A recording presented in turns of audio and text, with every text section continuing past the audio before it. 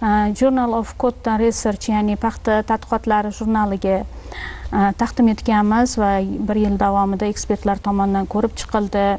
Bu amerikalik olimlar tomonidan e'tirof etildi va bu biza uchun katta yutuq.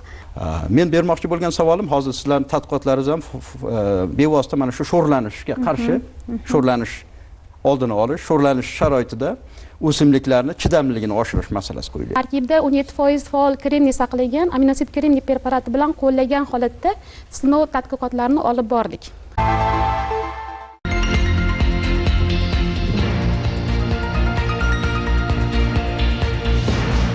Assalomu alaykum. Mustaqillik. Bu faqat tariximizdagi muhim sana emas.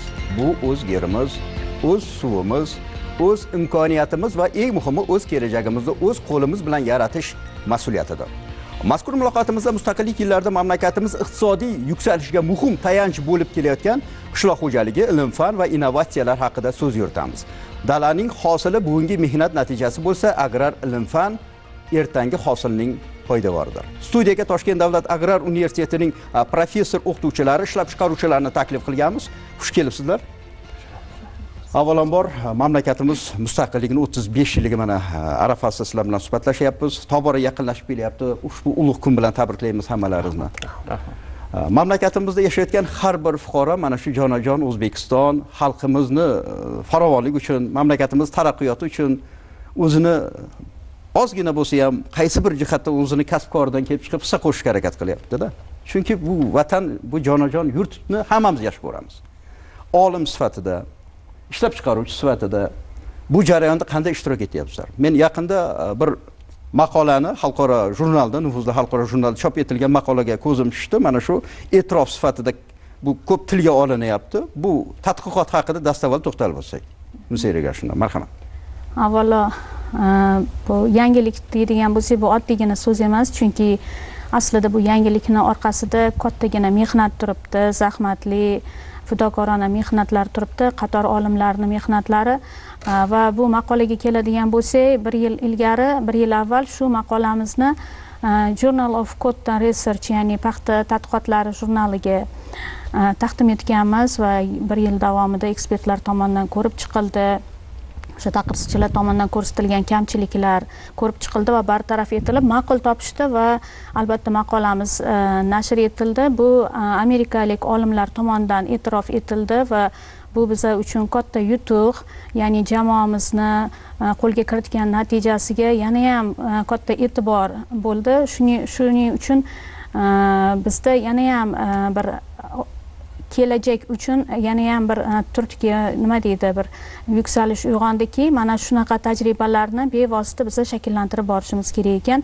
Aynan maqolaning mohiyati shundan iboratki, maqolada o'sha kremniy asosli preparatlardan foydalangan holda sho'rlangan tuproqlar sharoitida g'o'za hosildorligini sifatli, nima deydi, nisbatan ortgan holda hosilini yuqori hosil olishga qaratilgan va maqolada shunday fikrlar yuritilganki, ya'ni tuproq ham tirik jism, ya'ni undan quruq faqatgina qishloq xo'jaligida ishlab chiqarish vositasi sifatida emas, tirik jism sifatida qarashimiz kerak. Tuproq o'zindagi bor narsani o'simlikka beradi. Rosti ham shunday. Tuproq qanchalik o'sha mikroorganizmlarga boy bo'lsa, undagi o'sha issiqlik rejimi, suv rejimi kabi fizik xususiyatlari, kimyoviy xususiyatlari o'z o'rnida optimal sharoitga ega bo'lsagina o'simliklarimiz yuqori va sifatli hosil beradi.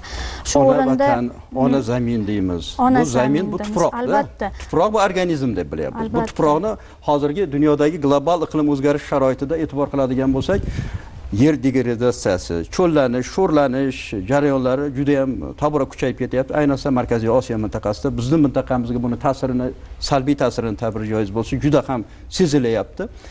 Yana prognoz qilinyapti kelajakdagi vaziyat mana shu suv tanqisligi bilan bog'liq. Bu o'z navbatida sho'rlanish jarayonlarini yana ham kuchaytiradi. Eng avvalambor prezidentimizni doimiy e'tiborda bo'lgan masala mana shu Orolbo'yi mintaqasidagi sho'rlanish masalasi. U yerdagi ekinzorlarni ko'paytirish masalasi.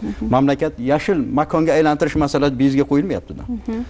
Men bermoqchi bo'lgan savolim, hozir sizlarning tadqiqotlaringiz ham bevosita mana shu sho'rlanishga qarshi, sho'rlanish oldini olish, sho'rlanish sharoitida o'simliklarni chidamliligini oshirish masalasi qo'yilyapti.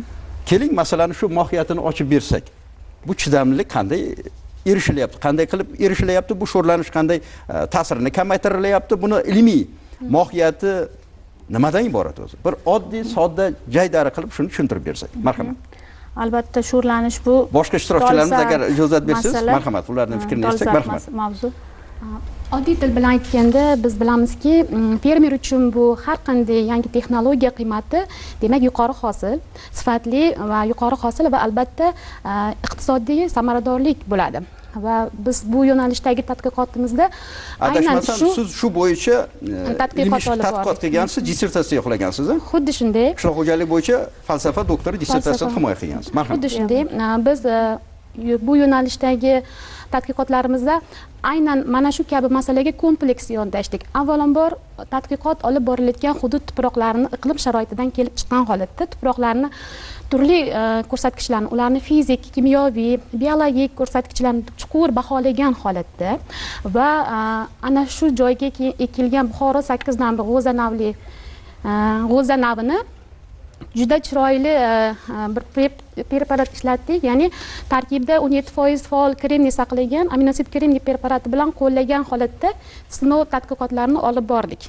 Va bizda shunday natija olindiki, va nazoratga nisbatan demak preparat bilan ishlov berilgan nihollarimizda chidamlilik ko'rsatkichlari oshdi. Biz buni faqat morfologik jihatdan ularni ildizi, poyasi yoki bargi yaxshi bo'ldi degan nuqtai nazardan emas, qanday qilib shu jarayonga erishdi degan savol bizda turgan edi va buni bilish uchun biz chuqur biokimyoviy tahlillarni amalga oshirdik.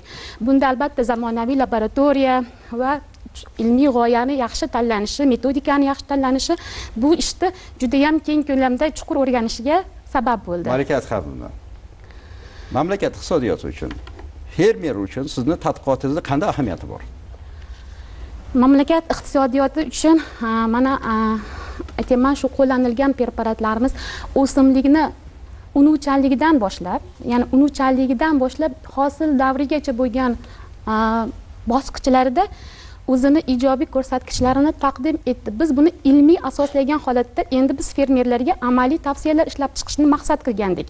Va bu ishimizning natijasi ham aynan maqsadi ham shunga qaratilganligi uchun biz fermerlar ishimizning natijasi yakunida fermerlarga amaliy tavsiyalar, sodda tilda amaliy tavsiyalar ishlab chiqdik. Qanday qo'llanilishi kerak va qo'llanilganda nima natijalarga erishiladi va hosildorlik qancha darajada oshishi mumkin.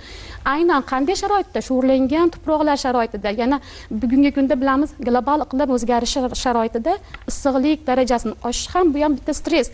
Aynan shu kabi stresslarda bu preparatlarimiz ishlanishi va yuqori natija olinishi hamda uni chiroyli yoritib berilishi, mana siz ko'rib guvoh bo'lib turganingizdek, xalqaro hamjamiyatda ham yaxshi e'tirof etilmoqda. Prezidentimiz tadbirkorlarga juda qulay muhitni yaratib berdi. Ya'ni keng foydalanish, keng bor imkoniyatlardan foydalanishda. Aynan biz bir necha davlatlar, rivojlangan va ortda qolgan davlatlarni umumiy, ya'ni dehqonchilikda, qishloq xo'jaligidagi kamchiliklar, yutuqlarni o'rganib chiqdik.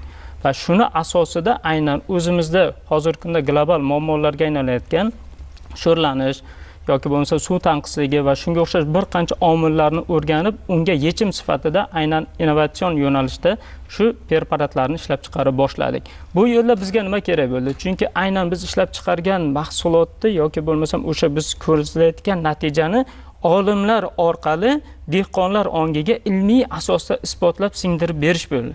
Aynan shuning uchun ham olimlarimiz bilan o'zaro hamkorlikda ishladik. Olimlarimizga shu nimalarda tajriba natijalariga, tajribalariga imkon qadar birgalikda, hamkorlikda bordik va aynan shu fermerlar bilan ham suhbatda bo'ldik. Kerakli nimalarni tushuntirdik. Aynan har bir preparatni aynan fermer bilan olimlar o'rtasidagi bog'lanish, ya'ni fermerning muammosini o'rganish orqali bog'lanish bo'ladi. Chunki muammoli masala. Albatta, chunki bilan ilm-fan integratsiyasi masalasi bizga asosiy dolzarb masala sifatida ko'tarilmayapti. Xuddi shunday. Buni yaqinlashtirish, mana dual ta'lim, unisiya ergashuvni bizga tatbiq qilinmayapti. Albatta. Va qolaversa qishloq xo'jaligida bu masalaning yechimi, dehqonning muammosini borib o'sha joyda o'rgangan olim biladida, uni dardini, muammosi nimaligini yoki o'sha foydalanayotgan tuproqni o'rganib, unisiya ergashuvni qanday bu muammo, qanday bir holatda turibdi tuproq, qanday qilib bunda unumdor qilish mumkin degan bir savolga javob olish mumkin. Qolaversa, ishlab chiqaruvchini ham ishontirish kerak unisiya ergashuvni. Qanday qilib ishontirdilar? Hamkor sifatida jalb qildilar ishlab chiqaruvchilarni? Albatta, biron bir texnologiya yoki agrotexnologiyani tuproqqa qo'llashdan oldin bitta muammo yotadi, masala yotadi, ya'ni qanday qilib o'sha biron bir muammoga uchragan, masalan sho'rlanishga uchragan yoki ifloslangan tuproqlarimiz bor, gipslashgan, zichlashgan tuproqlarimiz bor va albatta bunda biza texnologiyani tanlashimiz to'g'ri tanlashimiz, to'g'ri yondashishimiz kerak bo'ladi. Bunda albatta biz izlanib mana shunaqa preparatlar yaratilayotganini va biz shu preparatni qo'llash orqali albatta sho'rlangan tuproqlarda yuqori natijaga erishishimiz mumkinligini, bu preparatlarni bevosita davlat tajribalari orqali o'sha joriy qilishimiz, amaliyotga joriy qilishimiz to'g'risida bular bilan shartnomalar imzoladik va qolaversa olib borilgan tadqiqotlar faqatgina boyagi yuqorida aytilgandek maqolalarda, nufuzli jurnallarda chop etilibgina qolmay, albatta bu natijalar fermerlar uchun xizmat qilmoqda. Hozirgi paytda mana shu kremniy asosli preparatlarni biz Buxoro sharoitida tatbiq etganmiz va endigi rejalarimiz buni kengaytirish, ya'ni masalan tadqiqotlarimiz o'rtacha sho'rlangan tuproqlarda olib borilgan bo'lsa, biz yaxshi kutilgan natijaga erishdik. Demak, buni yanada rivojlantirish mumkin. Shu bois biz hozirgi paytda respublikamizda yana ham shu sho'rlangan tuproqlar keng maydonlarni egallagan Qoraqalpog'iston Respublikasi hududida ham amalga oshirish ishlarini rejalashtirib qo'yganmiz va bunda deyishim kerakki, albatta fermer uchun eng keraklisi unga hosil orqali olinadigan natija. Bizni qiziqtiradigan esa tuproq. Sergey, shuni mana adashmasam mana shu preparatlar ishlab chiqarilgan, hozir qadoqlangan holati. Nima ta'siri bor, qaysi o'simlikka, qaysi qishloq xo'jaligi ekinligiga qanday ta'sir qiladi va hosildorlikni qanday oshirib beradi? Demak, bu preparatlar ko'rgan teletomoshabin ichida dehqonlar, fermerlar borda, bilish kerak, buni yetkazishimiz kerak. Bu preparatlarni deyarli barcha qishloq xo'jaligi ekin turlariga qo'llasa bo'ladi. Bizni tadqiqotlarimiz aynan g'o'za ekin sharoitida olib borildi. Bunda biz bilamizki, tuproqlar sho'rlangandan keyin tuproqni tabiiy unumdorligi keskin ravishda pasayib ketadi. Chunki tuproq sho'rlanishi, ya'ni tuproqni eritmasidagi tuzlar uni eritmasini qotirib, ya'ni o'simlikni ildiz orqali oziqlanishiga to'sqinlik qiladi.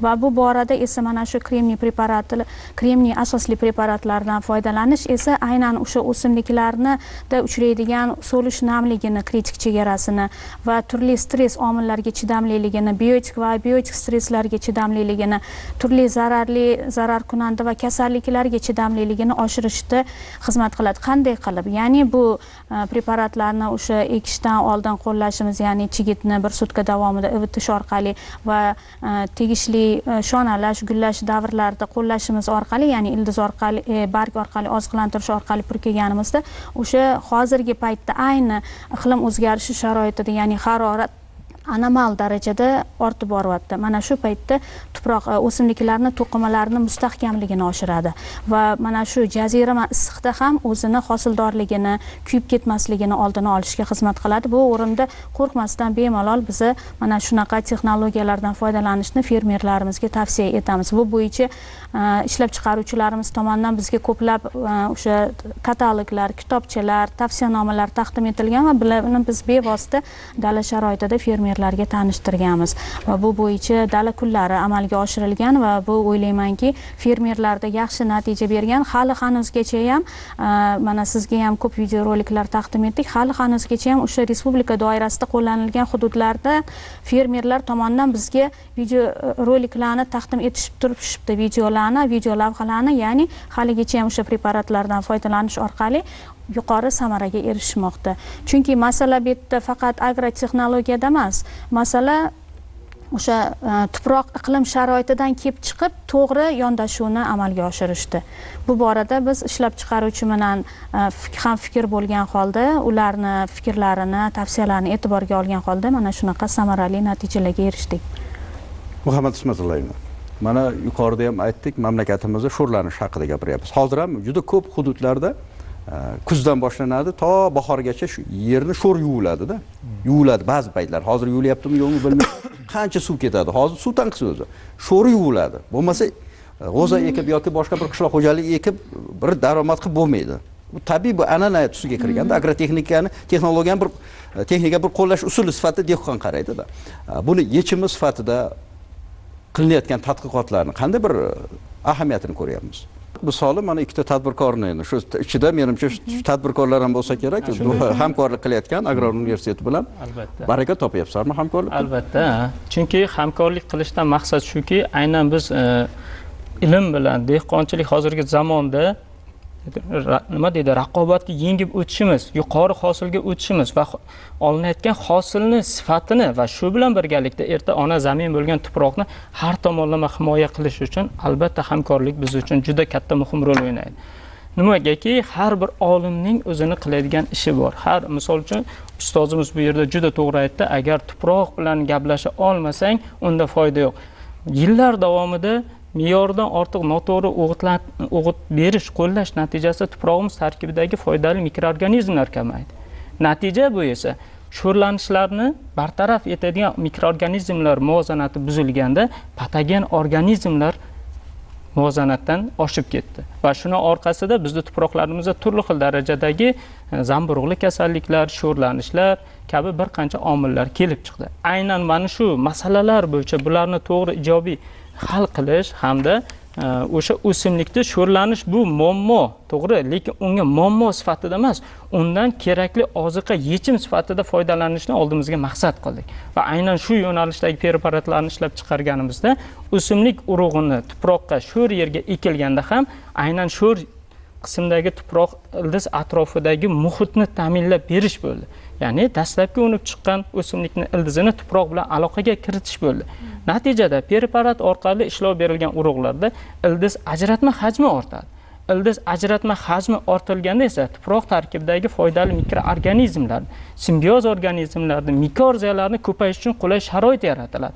Aynan bu organizmlar ta'sirida tuproq tarkibidagi olaylikki kristal holatga o'tib qolgan, ya'ni o'simlik tomonidan o'zlashtira ololmaydigan moddalarni o'simlik oson o'zlashtiradigan moddaga aylantirib beradi. Va shu bilan birgalikda tuproq ham sog'lom bo'ladi va ildiz ham yaxshi o'sib, o'simlik erta sifatli hamda yuqori hosil olish imkoniyatini beradi. Muhtaram ishtirokchilar, yuqorida bir ibora qo'llanildi. Bu preparatni ishlab chiqarishga tatbiq etilgandan keyin uni xaridori xorijda ham bor degan. Albatta, albatta. Shunaqami? Xuddi shunaqa. Qayerga xaridor qaysi davlatlarda sotiladi? Hozirgi vaqtda Tojikiston, Qirg'iziston, Qozog'iston davlatlariga va Turkmaniston davlatlariga yaqin kunlarda eksportimiz hozirgi paytda qilmoqmiz. Buyurtma bor, demak. Da, buyurtma bor va chiqib ketyapti hozirgi vaqtda. Bu katta bir yutuq. Mamlakatni qolaversa, mana shu ilm-fan va amaliyotning integratsiyasini bir mevasi sifatida ham alohida ta'kidlash kerak. Yer boyligimiz, ilm tayanchimiz, innovatsiya esa kelajakka olib boradigan kuch. Sho'rlangan tuproqqa yechim topishdan tortib har bir gektardan sifatli va samarali hosil olishgacha bo'lgan jarayonning ilmiy asosi yaratilib, izlanishlar natijalari ertangi farovon hayot uchun xizmat qilishga yo'naltirilmoqda. Mustaqilligimizning 35 yilligi bizga nafaqat bosib o'tgan yo'limizni, balki oldindagi ulkan maqsadlarni ham eslatadi. Zero yagona vatan, yagona xalq bo'lib ilmga tayansak, yangi hayotni ham, yangi kelajakni ham birgalikda yaratamiz. E'tiboringiz uchun rahmat.